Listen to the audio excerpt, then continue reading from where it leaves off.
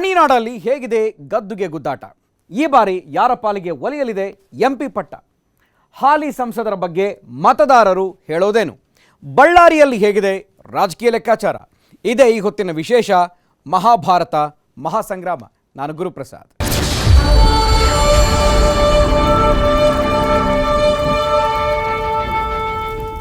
ಬಳ್ಳಾರಿ ಅಂದ್ರೇ ರಾಜಕೀಯವಾಗಿ ಸಾಕಷ್ಟು ಪ್ರಾಮುಖ್ಯತೆಯನ್ನು ಹೊಂದಿರುವಂಥ ಕ್ಷೇತ್ರ ಅನ್ನೋ ಖ್ಯಾತಿಯನ್ನು ಪಡ್ಕೊಂಡಿದೆ. ಗಣಿನಾಡಲ್ಲಿ ಎಂದಿನಂತೆ ಈ ಬಾರಿ ಕೂಡ ಸಾಂಪ್ರದಾಯಿಕವಾಗಿ ಬಿಜೆಪಿ ಮತ್ತು ಕಾಂಗ್ರೆಸ್ನ ನಡುವೆ ಜಿದ್ದಾಜಿದ್ದಿನ ಹೋರಾಟ ನಡೀತಾ ಇದೆ. ಕಾಂಗ್ರೆಸ್ಗೆ ಕಳೆದ ಬಾರಿ ಹಾಗೆ ಈ ಬಾರಿಯೂ ಕೂಡ JDSನ ಬೆಂಬಲ ಸಿಕ್ಕಿದೆ. ಹಾಗಾದರೆ ಹೇಗಿದೆ ಬಳ್ಳಾರಿಯ ಲೋಕಸಮರ? ಬನ್ನಿ ನೋಡೋಣ.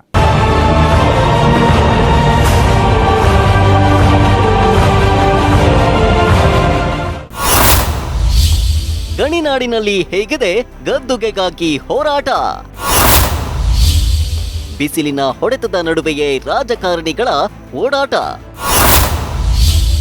ಘಟಾನುಘಟಿ ನಾಯಕರ ನಡುವೆ ಪ್ರತಿಷ್ಠೆಯ ಹೋರಾಟ. ಬಳ್ಳಾರಿ ಇದು ಒಂದ್ ಕಾಲದಲ್ಲಿ ಇಡೀ ರಾಷ್ಟ್ರ ಮಟ್ಟದಲ್ಲಿ ಧೂಳೆಬ್ಬಿಸಿದ ಒಂದು ಜಿಲ್ಲೆ. ರಾಜಕೀಯವಾಗಿಯೂ ದಿಲ್ಲಿಯ ಕೆಂಪುಕೋಟೆಯಲ್ಲಿಯೂ ಪ್ರತಿಧ್ವನಿಸಿದ್ದು ಬಳ್ಳಾರಿಯ ರಾಜಕಾರಣ. ಇದಲ್ಲದೆ ಇಲ್ಲಿನ ರಾಜಕಾರಣಿಗಳು ಕೂಡ ಒಬ್ರಿಗಿಂತ ಒಬ್ರು ಘಟಾನುಘಟಿಗಳು ಅನ್ನೋದು ಅಷ್ಟೇ ಸತ್ಯ. ಬಿರು ಬಿಸಿಲಿನ ಕ್ಷೇತ್ರ ಬಳ್ಳಾರಿ ಕರ್ನಾಟಕದ ಪ್ರಮುಖ ವ್ಯಾಪಾರ ಕೇಂದ್ರ. ಐತಿಹಾಸಿಕವಾಗಿ ಬಳ್ಳಾರಿಯು ಶಾತವಾಹನ, ಕಲ್ಯಾಣ ಚಾಲುಕ್ಯರು, ಕದಂಬರು, ಸೇವಣರು ಮತ್ತು ಹೊಯ್ಸಳರ ನಿಯಂತ್ರಣದಲ್ಲಿತ್ತು. ವಿಜಯನಗರ ಸಾಮ್ರಾಜ್ಯ ಬಳ್ಳಾರಿ ಜಿಲ್ಲೆಯಲ್ಲೇ ರಾಜಧಾನಿಯನ್ನ ಹೊಂದಿದ್ರಿಂದ ಆ ಸಮಯದಲ್ಲಿ ಈ ಜಿಲ್ಲೆ ಪ್ರಾಮುಖ್ಯತೆಗೆ ಬಂದಿತ್ತು. ಬ್ರಿಟಿಷ್ ಆಡಳಿತದ ಕಾಲದಲ್ಲಿ ಮದರಾಸು ಪ್ರಾಂತ್ಯಕ್ಕೆ ಸೇರಿದ ಬಳ್ಳಾರಿ ಜಿಲ್ಲೆ 1953ರಲ್ಲಿ ಮೈಸೂರು ರಾಜ್ಯಕ್ಕೆ ವರ್ಗಾಯಿಸಲ್ಪಟ್ಟಿತ್ತು. ಗಣಿ ಧೂಳು, ವಿಶ್ವ ಖ್ಯಾತ ಸಿದ್ಧ ಉಡುಪು ಕೇಂದ್ರಗಳಿಗೆ ಸಿಗದ ಮನ್ನಣೆ, ಬಳ್ಳಾರಿ ಸೇರಿದಂತೆ ನಗರಗಳಲ್ಲಿನ ಕುಡಿಯುವ ನೀರಿನ ಸಮಸ್ಯೆ, ಹಿಂದುಳಿದ ಜಿಲ್ಲೆಗಳ ಪಟ್ಟಿ ಜೊತೆಗೆ ಅತಿವೃಷ್ಟಿಯ ಪ್ರಹಾರ, ಶೈಕ್ಷಣಿಕವಾಗಿ ಒಂದೆರಡು ವಿವಿಗಳನ್ನ ಹೊಂದಿರೋದು ಬಿಟ್ರೆ ಸಾಕ್ಷರತೆ ಪ್ರಮಾಣ ಈಗಲೂ ಮೇಲಕ್ಕೆದ್ದಿಲ್ಲ. ಬಳ್ಳಾರಿ ಲೋಕಸಭಾ ಕ್ಷೇತ್ರ ಮೀಸಲು ಕ್ಷೇತ್ರವಾಗಿದ್ದು ಪರಿಶಿಷ್ಟ ಪಂಗಡಕ್ಕೆ ಸೇರಿದೆ. ಸ್ವಾತಂತ್ರ್ಯ ಬಂದ ಬಳಿಕ ಮದ್ರಾಸ್, ಮೈಸೂರು ಅನಂತರ ಕರ್ನಾಟಕ ರಾಜ್ಯಗಳಲ್ಲಿ ಈ ಕ್ಷೇತ್ರ ಸೇರ್ಕೊಂಡಿದೆ.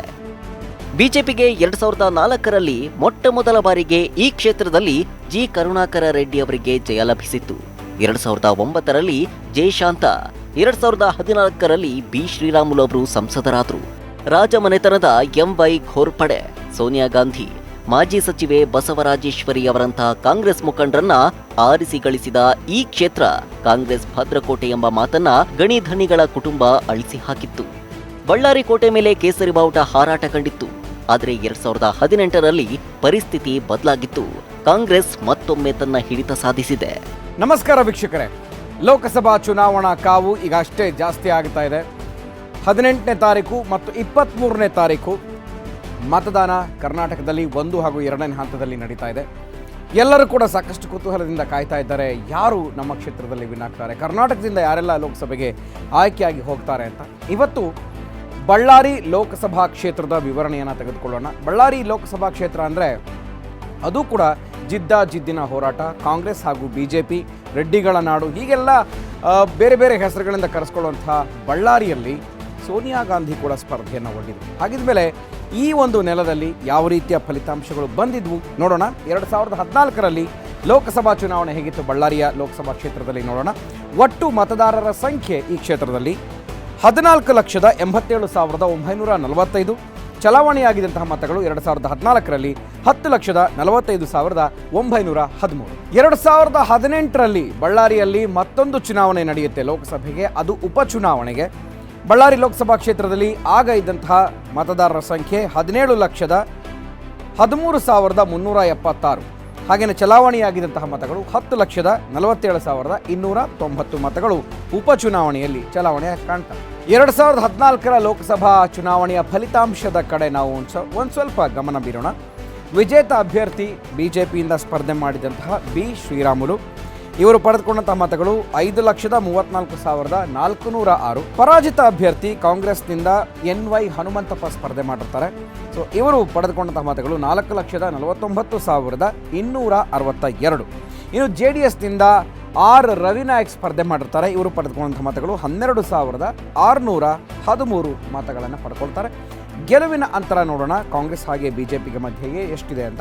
85,144 ಮತಗಳಿಂದ 2014ರಲ್ಲಿ ಬಿ ಶ್ರೀರಾಮುಲು ಸಂಸದರಾಗಿ ಈ ಕ್ಷೇತ್ರದಿಂದ ಆಯ್ಕೆ ಆಗ್ತಾರೆ. ಇನ್ನು 2018ರ ಲೋಕಸಭಾ ಉಪಚುನಾವಣೆಯ ಫಲಿತಾಂಶವನ್ನು ನೋಡೋಣ ಏನಿತ್ತು ಅಂತ.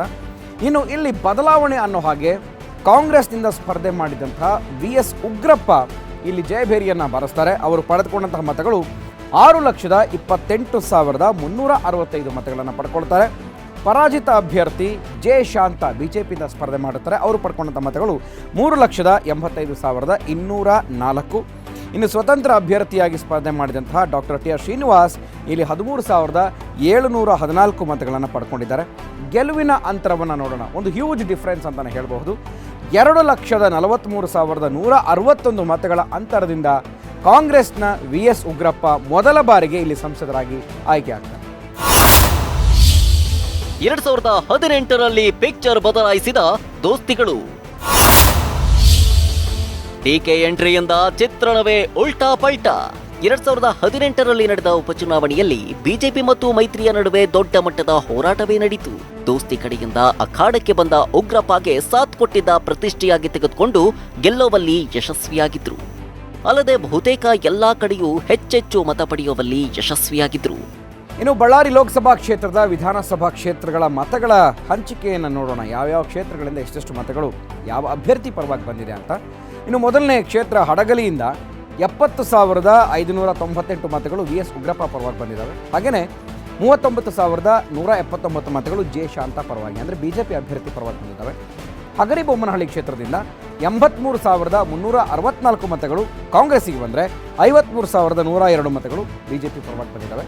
ಹಾಗೆಯೇ ವಿಜಯನಗರ ವಿಧಾನಸಭಾ ಕ್ಷೇತ್ರದಲ್ಲಿ ಅಂದರೆ ಹೊಸಪೇಟೆನಲ್ಲಿ 82,832 ಮತಗಳು ಉಗ್ರಪ್ಪ ಪರವಾಗಿ ಬಂದರೆ 53,372 ಮತಗಳು ಜೆ ಶಾಂತ ಪರವಾಗಿ ಬಂದಿದ್ದಾವೆ. ಕಂಪ್ಲಿ ಕ್ಷೇತ್ರದಲ್ಲಿ 84,466 ಮತಗಳು ಕಾಂಗ್ರೆಸ್ ಪರವಾಗಿ ಬಂದರೆ 50,018 ಮತಗಳು ಬಿಜೆಪಿ ಪರವಾಗಿ.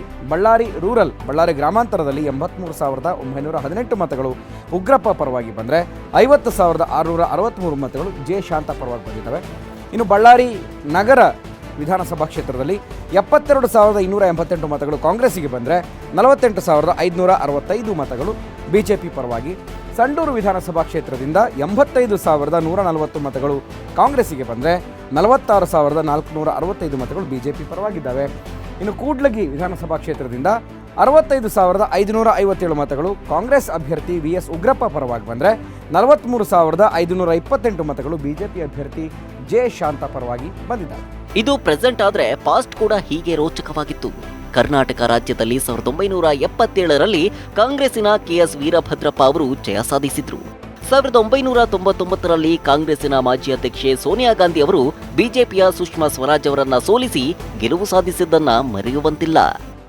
ಇದಿಷ್ಟು ಬಳ್ಳಾರಿಯ ರಾಜಕೀಯ ಇತಿಹಾಸದ ಜೊತೆಗೆ ಕಳೆದ ಚುನಾವಣೆಗಳ ಚಿತ್ರಣ. ಆದರೆ ಶಾಸಕರ ಬಲಾಬಲ ಹಾಗೆ ಅಧಿಕೃತ ಬಲಾಬಲ ಏನು ಅಂತ ನೋಡೋಣ ಚಿಕ್ಕದೊಂದು ಬ್ರೇಕ್ನ ನಂತರ. ಬಳ್ಳಾರಿಯ ರಣಕಣದಲ್ಲಿ ಯಾರು ಬಲಶಾಲಿ ಗೊತ್ತಾ? ವಿಧಾನಸಭಾ ಶಾಸಕರ ಸಂಖ್ಯೆಯಲ್ಲಿ ಯಾವ ಪಕ್ಷ ಸ್ಟ್ರಾಂಗ್?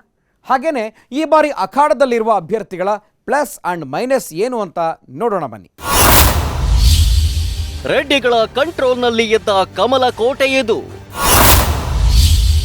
ಬದಲಾದ ಸನ್ನಿವೇಶದಿಂದ ರಾಜಕೀಯವೂ ಚೇಂಜ್. ಬಳ್ಳಾರಿ ಲೋಕಸಭಾ ಕ್ಷೇತ್ರಗಳಲ್ಲಿ 8 ವಿಧಾನಸಭಾ ಕ್ಷೇತ್ರಗಳಿದ್ದು ಈ ಪೈಕಿ 2 ಕ್ಷೇತ್ರಗಳನ್ನ ಬಿಟ್ರೆ ಮಿಕ್ಕೆಲ್ಲ ಕ್ಷೇತ್ರಗಳು ಪರಿಶಿಷ್ಟ ಜಾತಿ ಅಥವಾ ಪರಿಶಿಷ್ಟ ಪಂಗಡಕ್ಕೆ ಸೇರಿದ್ದಾಗಿದೆ. ಹಾಗೆಯೇ 2 ಬಿಟ್ರೆ ಬೇರೆಲ್ಲವೂ ಕಾಂಗ್ರೆಸ್ ವಶದಲ್ಲಿ ಇದೆ. ಹಡಗಲಿ, ಹಗರಿಬೊಮ್ಮನಹಳ್ಳಿ, ವಿಜಯನಗರ, ಕಂಪ್ಲಿ, ಬಳ್ಳಾರಿ ನಗರ, ಸಂಡೂರು, ಕೂಡ್ಲಗಿ ಸೇರಿ 8 ಕ್ಷೇತ್ರಗಳ ಪೈಕಿ ಬಳ್ಳಾರಿ ನಗರ, ಕೂಡ್ಲಗಿ ಬಿಜೆಪಿ ವಶದಲ್ಲಿದ್ರೆ ಕಂಪ್ಲಿ, ವಿಜಯನಗರ, ಸಂಡೂರು, ಹಗರಿಬೊಮ್ಮನಹಳ್ಳಿ, ಹಡಗಲಿ ಕ್ಷೇತ್ರಗಳು ಕಾಂಗ್ರೆಸ್ ವಶದಲ್ಲಿವೆ. ಇನ್ನು ಬಳ್ಳಾರಿ ಲೋಕಸಭಾ ಕ್ಷೇತ್ರದ ವ್ಯಾಪ್ತಿಯಲ್ಲಿ ಯಾವ್ಯಾವ ಪಕ್ಷದ ಹಾಲಿ ಶಾಸಕರಿದ್ದಾರೆ ನೋಡೋಣ. ಹಡಗಲಿಯಲ್ಲಿ ಕಾಂಗ್ರೆಸ್ನ PT ಪರಮೇಶ್ವರ್ ನಾಯಕ್ ಈ ಹಿಂದೆ ಸಚಿವರು ಕೂಡ ಆಗಿದ್ರು, ಸೊ ಈಗ ಶಾಸಕರಾಗಿದ್ದಾರೆ. ಹಗರಿಬೊಮ್ಮನಹಳ್ಳಿಯಿಂದ ಕಾಂಗ್ರೆಸ್ನ ಭೀಮಾ ನಾಯಕ್ ಅವರು ಕೂಡ ಶಾಸಕರಾಗಿದ್ದಾರೆ. ಇನ್ನು ಕಾಂಗ್ರೆಸ್ನ BS ಆನಂದ್ ಸಿಂಗ್ ವಿಜಯನಗರ ಅಂದರೆ ಹೊಸಪೇಟೆ ಕ್ಷೇತ್ರದಿಂದ ಆಯ್ಕೆಯಾಗಿದ್ದಾರೆ, ಅವರು ಶಾಸಕರಿದ್ದಾರೆ. ಕಂಪ್ಲಿಯಿಂದ ಕಾಂಗ್ರೆಸ್ನ JN ಗಣೇಶ್ ಶಾಸಕರಾಗಿದ್ದಾರೆ. ಬಳ್ಳಾರಿ ಗ್ರಾಮಾಂತರದಿಂದ N ನಾಗೇಂದ್ರ ಇಲ್ಲಿ ಶಾಸಕರು. ಇನ್ನು ಸಂಡೂರಿನಿಂದ ಕಾಂಗ್ರೆಸ್ನ E ತುಕಾರಾಮ್ ಶಾಸಕರು. ಕೂಡ್ಲಗಿಯಿಂದ BJPಯ NY ಗೋಪಾಲಕೃಷ್ಣ ಶಾಸಕರಿದ್ದಾರೆ. ಬಳ್ಳಾರಿ ನಗರದಿಂದ ಸೋಮಶೇಖರ ರೆಡ್ಡಿ ಬಿಜೆಪಿಯ ಶಾಸಕರಿದ್ದಾರೆ. ಅಭ್ಯರ್ಥಿಗಳ ಆಯ್ಕೆಗೆ ನಡೆದಿತ್ತು ಸಾಕಷ್ಟು ಸರ್ಕಸ್. ದೋಸ್ತಿಗಳ ಕಡೆಯಿಂದ ಮತ್ತೆ ಸಂಸದರೇ ಸ್ಪರ್ಧೆ. ಬಿಜೆಪಿಯಿಂದ ಕೊನೆ ಕ್ಷಣದವರೆಗೂ ಆಯ್ಕೆಗೆ ಕಸರತ್ತು. ಗಣಿನಾಡು ಬಳ್ಳಾರಿಯ ಚುನಾವಣೆ ಅಂದ್ರೇನೆ ಹಾಗೆ. ರಾಜ್ಯ ಹಾಗೂ ದೇಶದ ರಾಜಕೀಯ ಚಿತ್ರಣವನ್ನೇ ಬದಲಾವಣೆ ಮಾಡಿದ ಜಿಲ್ಲೆ ಎನ್ನುವ ಹೆಗ್ಗಳಿಕೆ ಇದೆ. 2019 ಲೋಕಸಭೆ ಚುನಾವಣೆ ಮತದಾನಕ್ಕೆ ದಿನಗಣನೆ ಆರಂಭವಾಗಿದೆ. ಮೈತ್ರಿ ಪಕ್ಷದ ಅಭ್ಯರ್ಥಿಯಾಗಿ ಉಗ್ರಪ್ಪ, ಇನ್ನು ಬಿಜೆಪಿ ಪಕ್ಷದಿಂದ ದೇವೇಂದ್ರಪ್ಪ ಅವರು ಅದೃಷ್ಟದ ಪರೀಕ್ಷೆಗೆ ಇಳಿದಿದ್ದಾರೆ.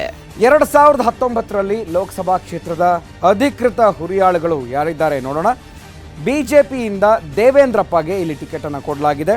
ಇನ್ನು ಕಾಂಗ್ರೆಸ್ನಿಂದ ಹಾಲಿ ಸಂಸದ VS ಉಗ್ರಪ್ಪ ಇಲ್ಲಿ ಕಣದಲ್ಲಿದ್ದಾರೆ. ಬಿಜೆಪಿ ಹಾಗೆ ಕಾಂಗ್ರೆಸ್ ಇವೆರಡೂ ಪಕ್ಷಗಳ ಭದ್ರಕೋಟೆ. ಸೊ ಯಾರಿಗೆ ಈ ಬಾರಿ ಲೋಕಸಭಾ ಕ್ಷೇತ್ರ ಒಲಿಯುತ್ತೆ ನೋಡಬೇಕಾಗಿದೆ.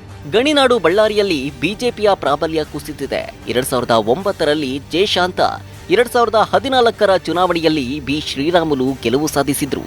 ಆದರೆ 2018ರ ಉಪಚುನಾವಣೆಯಲ್ಲಿ ಕಾಂಗ್ರೆಸ್ನ VS ಉಗ್ರಪ್ಪ ಅವರು ಜಯಶಾಂತ ಅವರ ವಿರುದ್ಧ 2,43,161 ಮತಗಳ ಅಂತರದಿಂದ ಗೆಲುವು ಸಾಧಿಸಿದ್ದಾರೆ. ಬಿಜೆಪಿ ಕ್ಷೇತ್ರದಲ್ಲಿ ಗೆಲುವಿಗಾಗಿ ಮಾಜಿ ಸಚಿವ ಬಿ ಶ್ರೀರಾಮುಲು ಅವರನ್ನ ನೆಚ್ಚಿಕೊಂಡಿದೆ. ಯಾರಿಗೆ ಟಿಕೆಟ್ ನೀಡಬೇಕು ಅಂತ ಅಳೆದು ತೂಗಿ ಈ ಬಾರಿ ಕಾಂಗ್ರೆಸ್ನಿಂದ ಬಂದ ವೈ ದೇವೇಂದ್ರಪ್ಪ ಅವರಿಗೆ ಟಿಕೆಟ್ ನೀಡಲಾಗಿದೆ. ಗೆಲ್ಲುವ ವಿಶ್ವಾಸದಲ್ಲಿ ನುಗ್ಗಿ ಬರ್ತಿದ್ದಾರೆ. ಹೌದು, ನಮ್ಮ ಮನೆಯವರು ಈಗಾಗಲೇ 450-500 ಮಂದಿ ಹೆಣ್ಮಕ್ಳು ಕರ್ಕೊಂಡು ಗಂಡು ಮಕ್ಕಳು ಕರ್ಕೊಂಡು ಮೊದಲು ಇದು ಹೂವಿನಡಗಲಿ ಆಂಜನೇಯ ದೇವಸ್ಥಾನದಿದ್ದ ಮೊದಲಗಟ್ಟಿ ಆಂಜನೇಯ ದೇವಸ್ಥಾನದವರೆಗೆ ನಾನು ಪತಿದೇವ ಗೆಲ್ಲಿ ಅಂತ ಹೇಳಿ ಪ್ರಚಾರ ಸ್ಟಾರ್ಟ್ ಮಾಡ್ಯಾರ. ಅಬ್ಬರದ ಪ್ರಚಾರ ಏನಿಸ ಬಿಸಿಲು ಲೆಕ್ಕಲ್ಲ. ಈಗ ಈ ಮತದಾರ ಬಂಧುಗಳಿಗೆ ತಾವು ನೋಡಿದ್ರಿ, ಬಿಸಿಲು ಲೆಕ್ಕಲ್ದಂಗೆ ಎಷ್ಟು ಹುಮ್ಮಸ್ನಿದ್ದ. BJP ಅಭ್ಯರ್ಥಿ ಗೆಲ್ಲಿಸ್ಬೇಕು, ಲೋಕಸಭಾ ಚುನಾವಣೆಯಲ್ಲಿ BJP ಗೆಲ್ಲಿಸ್ಬೇಕು ಅಂತ ಹೇಳಿ ಇಡೀ ಜಿಲ್ಲೆಯಾದ್ಯಂತ ಜನಪ್ರಭಾ ಬಂದರೂ ತಾವೆಲ್ಲರೂ ಗಮನಿಸಿರಿ. ಅವ್ರ ಆಶೀರ್ವಾದದಿಂದ ನಾವು ಇದರಲ್ಲಿ ಬಳ್ಳಾರಿ ಲೋಕಸಭಾ ಚುನಾವಣೆಯಲ್ಲಿ ಗೆದ್ದು ನಾವು 1 ಲಕ್ಷದ ಮತ ಮೇಲೆ ನಾವು ಗೆದ್ದು ಬರ್ತೇವೆ.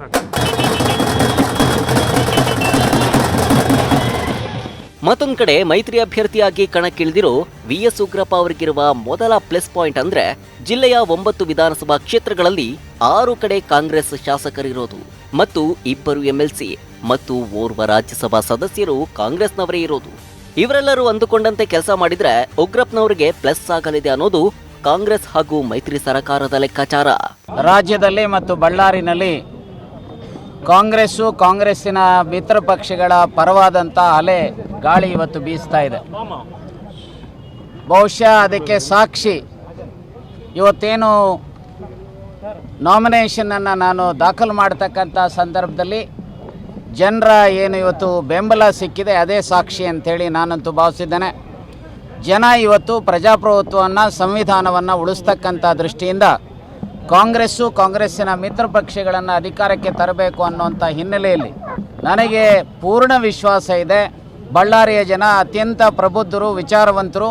ಅವರು ಕಳೆದ ಸಾರಿಗಿಂತ ಹೆಚ್ಚು ಮತವನ್ನು ನೀಡಿ ನನಗೆ ಆಶೀರ್ವಾದ ಮಾಡಿ ಈ ಚುನಾವಣೆಯಲ್ಲಿ ಗೆಲ್ಲಿಸಿ ಲೋಕಸಭೆಗೆ ಕಳಿಸ್ತಾರೆ. ಅವರ ಸೇವೆಯನ್ನು ನಾನು ಕೊನೆಯ ಉಸಿರಿರೋವರೆಗೂ ಮಾಡ್ತೇನೆ ಅನ್ನುವಂಥ ಮಾತನ್ನು ಈ ಸಂದರ್ಭದಲ್ಲಿ ಹೇಳಿಕೆ ಬಯಸ್ತೇನೆ. Thank you. ಎಲ್ಲದಕ್ಕಿಂತ ಮುಖ್ಯವಾಗಿ ಇದು ಉಗ್ರಪ್ಪ ಶ್ರೀರಾಮುಲು ನಡುವಿನ ಹೋರಾಟ. ಹಾಗಾಗಿ ಇಲ್ಲಿ ಈ ಬಾರಿ ಶ್ರೀರಾಮುಲು ಲೋಕಲ್, ಉಗ್ರಪ್ಪ ನಾನ್ ಲೋಕಲ್ ಎಂಬ ಅಭಿಪ್ರಾಯ ಜನರಲ್ಲಿ ಬಂದ್ರೆ ಕಷ್ಟ. ಇನ್ನು ಬಳ್ಳಾರಿ ಜಿಲ್ಲಾ ಕಾಂಗ್ರೆಸ್ ವಲಯದಲ್ಲಿ 4 ರಿಂದ 5 ಗುಂಪುಗಳಿರೋದು. ಇನ್ನು ಕಳೆದ ಬಾರಿ ಉಪಚುನಾವಣೆಯಲ್ಲಿ DKಶಿ ಮಾಡಿದ್ದ ತಂತ್ರ ಎಲ್ಲಾ ಮುಖಂಡರು ಜಿಲ್ಲೆಯಲ್ಲೇ ಇದ್ದು ಓಡಾಡ್ಕೊಂಡು ಮಾಡಿದ್ದ ಪ್ರಚಾರ, ಹಾಕಿದ್ದ ಶ್ರಮ ಎಲ್ಲಾ ಫಲ ಕೊಡ್ತು. ಆದ್ರೆ ಈ ಬಾರಿ ಉಗ್ರಪ್ಪ ಒಂಟಿಯಾಗಿ ಹೋರಾಡಬೇಕು. ಇದು ಕೂಡ ಅವರ ಹಿನ್ನಡೆಗೆ ಕಾರಣವಾಗಬಹುದು.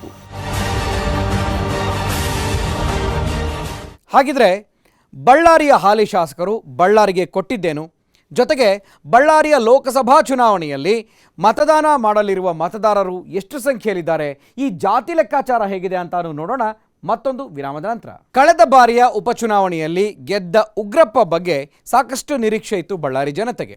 ಹಾಗಾದರೆ ಅದು ಈಡೇರಿದೆಯಾ? ಜೊತೆಗೆ ಈ ಬಾರಿ ಹಕ್ಕು ಚಲಾಯಿಸುವವರು ಎಷ್ಟು ಜನ, ಅವರಲ್ಲಿ ಯಾವ ಸಮುದಾಯದವರು ಹೆಚ್ಚಿದ್ದಾರೆ ನೋಡೋಣ ಬನ್ನಿ. ಗಣಿನಾಡಿನಲ್ಲಿ ಸಂಸದರು ಮಾಡಿದ ಸಾಧನೆ ಏನು? ಹಾಲಿ ಸಂಸದರ ಬಗ್ಗೆ ಮತದಾರರು ಹೇಳುವುದೇನು? ಕಳೆದ ಬಾರಿ ಲೋಕಸಭಾ ಉಪಚುನಾವಣೆಯಲ್ಲಿ ದೊರೆತ ಅಭೂತಪೂರ್ವ ಗೆಲುವಿನಿಂದ ಕ್ಷೇತ್ರದಾದ್ಯಂತ ಈಗಿನಿಂದಲೇ ಉತ್ಸುಕತೆಯಿಂದ ಓಡಾಡ್ಕೊಂಡಿರುವ ಉಗ್ರಪ್ಪ ಜನರನ್ನ ತಲುಪುವ ಕೆಲಸ ಮಾಡ್ತಿದ್ದಾರೆ. ಇದು ಕೂಡ ಅವರಿಗೆ ಕೊಂಚ ಪ್ಲಸ್ ಆಗಬಹುದು.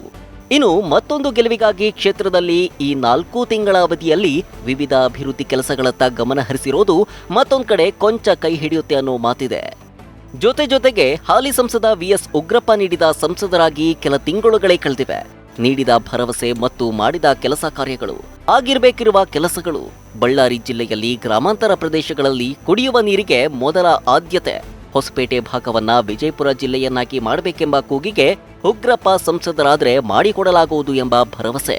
ಹಿಂದಿನ ಬಜೆಟ್ನಲ್ಲಿ ಘೋಷಣೆಯಾಗಿದ್ದ ಯೋಜನೆಗಳಿಗೆ ಪ್ರಸಕ್ತ ಸಾಲಿನ ಬಜೆಟ್ನಲ್ಲಿ ಯಾವುದೇ ಅನುದಾನ ನೀಡದ ಕಾಂಗ್ರೆಸ್ ಮತ್ತು ಜೆಡಿಎಸ್ ಮೈತ್ರಿ ಸರ್ಕಾರ ಗಣಿನಾಡು ಬಳ್ಳಾರಿ ಜಿಲ್ಲೆಯ ಮಟ್ಟಿಗೆ ನಿರೀಕ್ಷೆಯನ್ನ ಹುಸಿಗೊಳಿಸಿದೆ.